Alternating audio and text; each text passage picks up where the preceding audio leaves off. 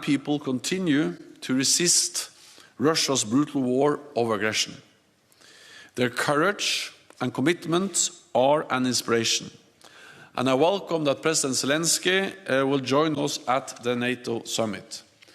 NATO and allies have provided substantial support to Ukraine since Russia's illegal annexation of Crimea in 2014, including with military and financial aid and training of tens of thousands of Ukrainian forces.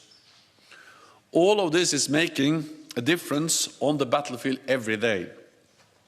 And since the invasion in February, allies have stepped up even more, with billions of euros worth of military, financial and humanitarian assistance. At the summit, we will agree a strengthened comprehensive assistance package for Ukraine. This will include substantial deliveries of support in areas like secure communications, anti-drone systems and fuel. Over the longer term, we will help Ukraine transition from Soviet-era military equipment to modern NATO equipment and further strengthen its defense and security institutions. At the summit, we will also take decisions to continue adapting NATO, including with a new €1 billion NATO Innovation Fund to invest in dual-use emerging technologies. And on climate change, we will agree to cut greenhouse gas emissions for NATO as an organization. We will also deepen our cooperation with NATO's closest partners. I welcome that Australia, Japan, New Zealand and the Republic of Korea will join us for the first time at our summit. Georgia and the European Union will also take part, and we will adopt new packages of support for our partners Georgia, Bosnia and Herzegovina, and the Republic of Moldova, as well as Mauritania and Tunisia. We also aim to make progress on Finland and Sweden's historic applications for NATO membership, while ensuring the security concerns of all allies are addressed. I spoke with President Erdogan on Saturday, and I will meet with Prime Minister Andersson later today. I'm glad that President Erdogan, President Niinistö, and Prime Minister Andersson have accepted my invitation to meet in Madrid tomorrow. And today we are hosting another meeting of senior officials from all three countries here at the NATO headquarters. Finally, allies will discuss threats and challenges from the south. We will recommit to the fight against terrorism, address the food crisis caused by Russia's invasion of Ukraine, and consider our response to Russia and China's increasing influence in our southern neighborhood. Above all, we will reaffirm that the transatlantic bond remains the bedrock of our security. Europe and North America together in NATO. And with that, I'm ready to take your questions. Okay, we'll go to Bloomberg in the second row.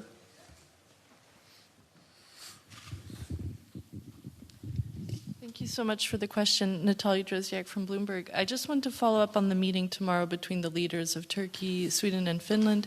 What do you expect from that meeting tomorrow? And is it still possible that Sweden and Finland could join the summit in Madrid as invitees? Thank you. So we have worked hard since Finland and Sweden applied for membership to ensure that they can join the alliance as soon as possible. At the same time, we need to take into account concerns expressed by allies, and in this case, clearly expressed by Turkey. And that's the reason also why we have intensified the dialogue with our ally Turkey and with Finland and Sweden over the last weeks. I spoke with President Erdogan on Saturday, and I will meet Prime Minister Andersson later today. And then I'm very, very glad that President Niinistö, President Erdogan, and Prime Minister Andersson will meet in Madrid tomorrow. and accepted my invitation to meet on the margins of the Madrid summit. The purpose of that meeting is, of course, to make progress of the accession of Finland and Sweden. I will not make any promises, but I can just assure you that we are working actively to ensure progress, because the applications of Finland and Sweden to join NATO, they are historic. It will strengthen the security of Finland and Sweden. It will strengthen NATO, and it will be something that will contribute to stability across the Euro-Atlantic area, Europe and North America. So the aim is to make progress, and then it's too early to say what kind of progress you can make by the summit.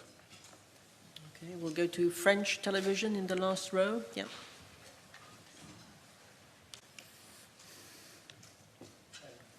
Thank you for the question. Julien Gasparuto, France Télévisions. There are a lot of tensions around Kaliningrad. Do you think the threat is serious? Do you think that Russia could attack one of the Baltic states?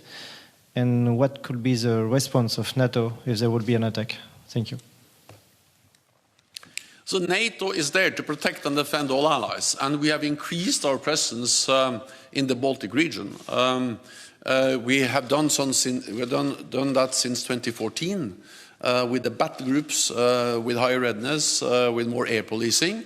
But since the invasion of Ukraine, we stepped up further, and now we have more than 40,000 troops under direct NATO command, most of them in the eastern part of the alliance, and many of them in the Baltic region.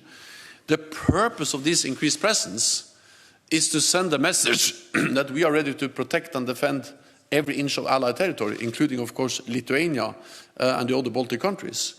And by doing that, we are providing credible deterrence. And the purpose of credible deterrence is not to provoke a conflict, but to prevent a conflict, to prevent Russia or any other potential adversary from attacking a NATO allied country. And I'm confident that Moscow, President Putin, understands our collective security guarantees, understands the consequence of attacking a NATO allied country. It will trigger a response from the whole alliance. And to underpin that message, we have increased the presence. So that's the main message, is that we will defend, and by sending that message clearly, we are actually preventing an attack. Then, of course, we are concerned about the military buildup in Kaliningrad. We have seen that over many years, also with highly advanced weapon systems.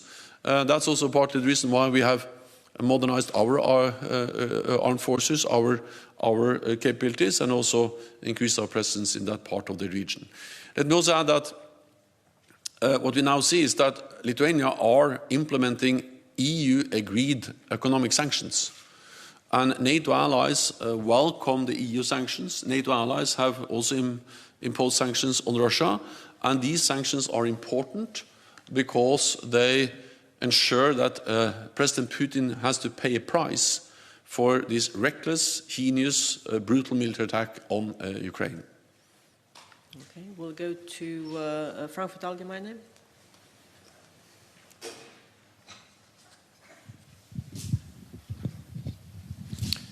Thanks a lot. Thomas Kutschka, Frankfurt Allgemeine Zeitung.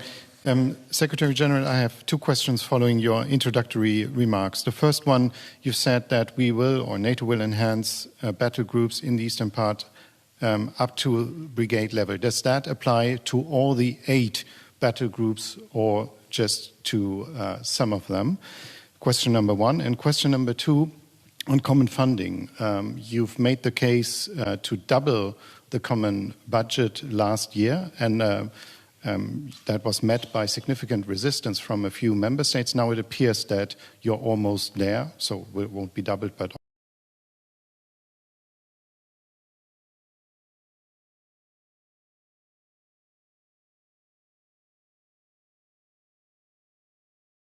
almost the budget. Could you please explain why this has changed in the meantime, and how this is related to the war against Ukraine and the new posture at the eastern flank? Thanks. First, the increased presence of the brigade level will be something we will do in some of the 8 countries where we today have battle groups. We don't have one size fits all. There are different needs in different countries, and we also need to see the whole regions as one and assess the total need for increased forward presence. But of course this has to be understood in the light of what has already happened, because since the invasion we have doubled the size of the existing battle groups. For instance, Germany has increased their presence in Lithuania, UK increases presence in Estonia, and Canada and other countries increased presence in Latvia. So more or less doubled the size of the existing 4 battle groups we had before the invasion. Then we have doubled the number of battle groups from 4 to 8. And then we have added in more troops and forces, both on land but also sea and air forces. So this is a huge and significant increase of NATO's presence in the east. What we are doing now is that at the summit we will take decisions that will be transformative for our deterrence and defense, that will lead to the fundamental shift in the way we organize collective defense in NATO. And that will be built on many elements on sea, naval, cyber power. But when it comes to the land element, the main messages is partly to have up to brigade level forward presence. Germany in Lithuania is one example. I expect other allies to make similar announcements. Then it will be based on more forward deployed equipment, stocks, fuels, weapons, ammunition. And then it will be made up by pre-assigned forces in their home country, but these forces will train, exercise regularly in those countries where they are pre-designed to be deployed in times of crisis. And by doing that, we are fundamentally strengthening both our forward defense, but also our ability to quickly reinforce. It's quite, to move people goes quite fast. To move heavy equipment takes time, but with more forward deployed equipment, including also more forward deployed combat formations and more exercises, we will significantly increase our ability to defend and protect all allies also in the eastern part of the alliance. Then on common funding, well, first of all, I think we have to understand common funding as part of the broader efforts to increase defense spending. The big money will go to the national defense budgets. And we have an impressive story to tell. Back in 2014, when we agreed the defense investment pledge, only 3 allies met the guideline of spending 2% of GDP on defense, and defense spending was also declining across Europe and Canada. Since then, defense spending has increased in all countries, and 9 allies now meet the 2% guideline. And in addition, some are very close to be at 2%. They are very close. And that will be, of course, the big numbers. But a part of that is what we spend together. And this is, of course, a reflection of the same challenges that has led to the commitment to invest more. But this is about spending smarter by spending together, investing in pre-positioned equipment, command and control, infrastructure, but also in support for partners. I will not go into the details. This is something which is now finalized as we prepare for the summit. But we agreed a year ago to do more together, and of course we will follow up on that when we meet in Madrid later this week. Okay, we had Imedi. Thank you very much. Mr. Secretary General, you said that the new strategic concept will describe Russia for the first time as the most significant and direct threat to alliance security. Does it mean that with this decision you will not So it's not a space anymore for dialogue with Russia. It's not a relevant issue. And the question about Georgia, how NATO is going to enhance support for Georgia in this very difficult moment. You will meet our Prime Minister in Madrid, and what should we expect in the context of open door policy in a summit? Thank you very much. So Russia has walked away from the partnership and the dialogue that NATO has tried to establish with Russia for many years.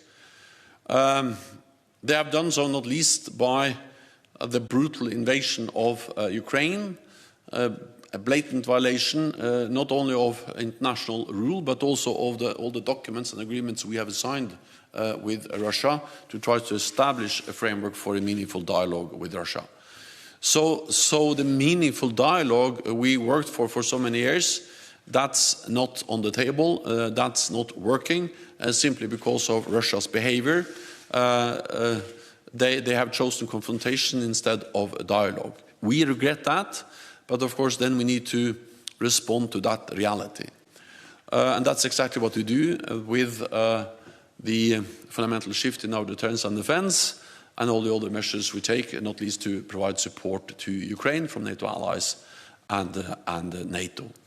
Then, of course, there is a need to still have lines of communications to prevent incidents and accidents, and also at some stage, hopefully, be able to engage in some kind of arms control efforts.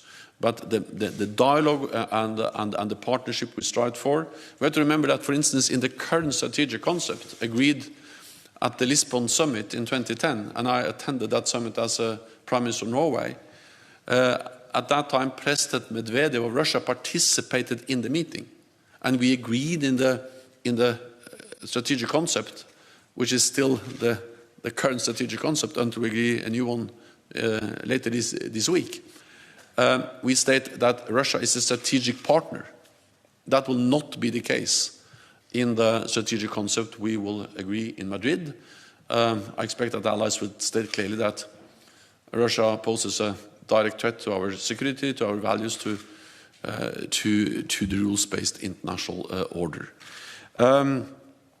Then on support for Georgia, I think that if there's any lesson learned from the invasion of Ukraine, a close and highly valued partner of NATO for many years, is the importance of provide support now, early. That support sooner is better than support later. Therefore, I'm glad that NATO allies provided support to Ukraine, training, assistance in many different ways since 2014. But if anything, we should do more, and we should also do more for other allies which are vulnerable for Russian coercion, Russian attempts to meddle in their domestic political affairs. And therefore, I expect that the summit we will agree to step up political and practical support to partners at risk from Russian interference. We will help them to build their capabilities and strengthen their resilience. For Georgia, we could increase our support by building on the substantial NATO-Georgia package, including in areas such as situational awareness, secure communications, resilience and cyber. We also have the NATO training center outside Tbilisi. We can step up the efforts there, and we can support Georgia in developing its own cyber capabilities and provide additional personnel to the NATO liaison office in Georgia. So support for Georgia and other allies that are vulnerable for Russian interference will be a key message from the NATO summit. Okay, we'll go to Spanish radio. Lady here, yeah. Good afternoon, it's María Caro with Radio Nacional de España. I would like to ask about Ceuta and Melilla. If it's going to be some inclusion of these two cities in the strategic concept that you are working in for Madrid summit, if that means that these two Spanish cities are going to be covered, are going to be protected by NATO by now. Thank you. So Article 6 of the Washington Treaty defines the geographical scope of our collective defense guarantees, Article 5. and it defines it as the territory of any of the parties in Europe or North America or islands under the jurisdiction of any of the parties in the North Atlantic area, north of the Tropic of Cancer.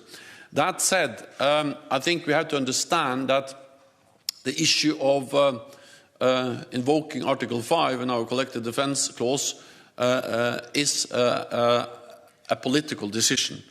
So it has to be taken by consensus by all allies in the North Atlantic Council, based ultimately on what would matter in that particular case. So that's as far as I can go when it comes to comment on any specific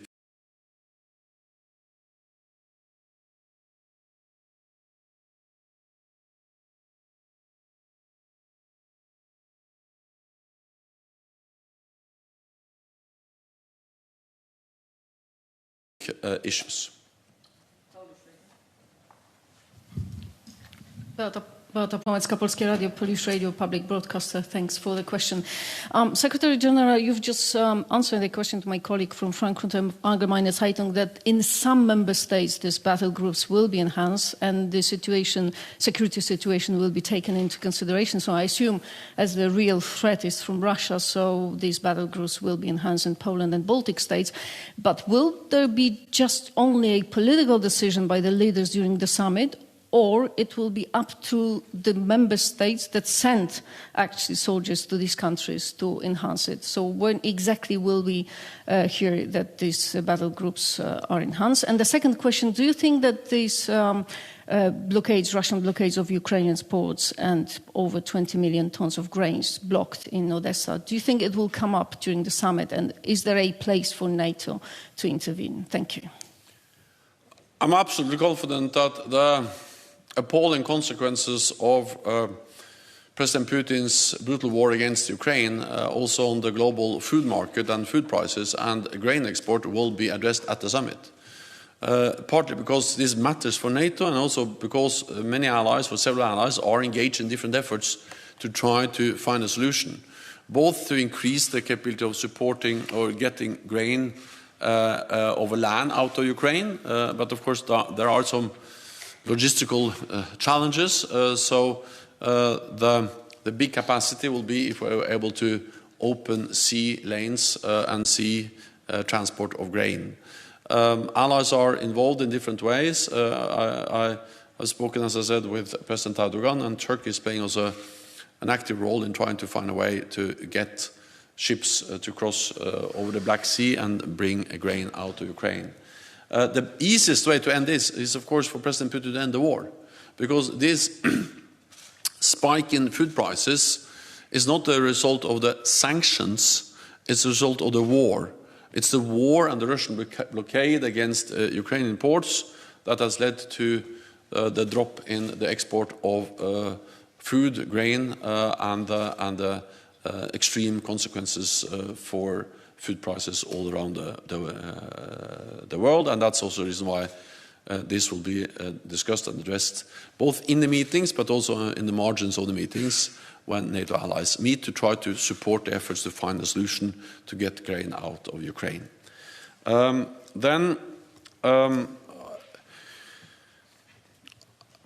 So Poland is one of our biggest allies, and of course we already have NATO allies, and especially the United States already have a significant presence in Poland.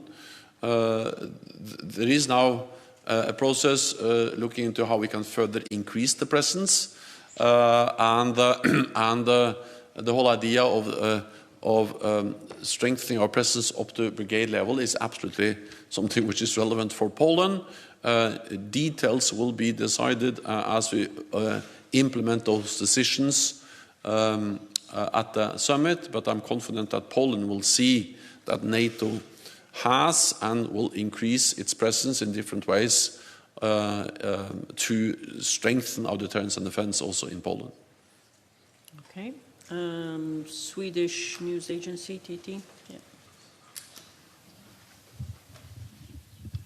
Hi, Victor Nemlin from the Swedish news agency. Coming back to Sweden and Finland, on a technical way regarding the process, is it now too late for Sweden and Finland to become invitees for the summit? And in any case, which meetings do you expect Sweden and Finland to take part in during the summit? Thank you. So first of all, Finland and Sweden will participate in the meetings because they are already invited as close partners. So we will have a meeting with partners the first day, also on Wednesday, where Finland and Sweden will participate at the level of heads of state and government, in a way regardless of where we are in the accession process. Second, we are working intensively on this issue to try to make as much progress as possible, as soon as possible. But since we speak about an issue which is of great importance for Finland and Sweden, but also for all allies, and in particular Turkey, which has expressed some specific security concerns, I will not give any promises or speculate about any specific timelines. The summit has never been a deadline, but of course the summit takes place. We have all the leaders there. We have the Swedish and the Finnish leaders there too. So that provides us with an opportunity that we should seize to see how much progress we can make, and that's the reason why we have been working so actively on this issue over the last weeks and days, and also why I welcome that Finland, Sweden and Turkey have accepted the invitation to participate in the meeting in Madrid, and also that we have the meeting today at the NATO headquarters. But when different countries are involved in the process, no one can promise on behalf of the others if and when we reach an agreement. The only thing I can promise is that we are working as hard as we can and as intense as we are able to find a solution as soon as possible. Thank you very much. This concludes this press conference. See you in Madrid. Thank you.